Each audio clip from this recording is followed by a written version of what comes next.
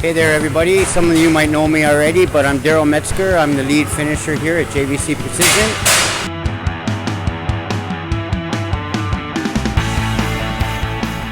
And we are about to prepare this bumper for paint.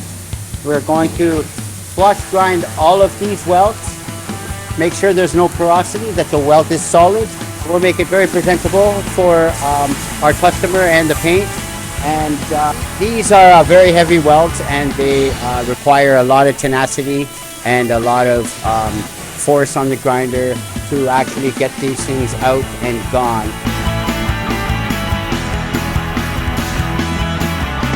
So what we've done here is we've started with the 36. We've removed all of the original weldment, right flush down to the edges, and then we went over it again with an 80 and cross-hatched that, the 36 with the 80. Now we're going to dynafile all these edges and make a nice radius, and then we're going to finish with a palm, and we're set and done here. Okay, so this went very well. I'm very, very happy with this today. All the welds were magnificent. Nothing had to be filled, nothing had to be fixed. All the radiuses are good.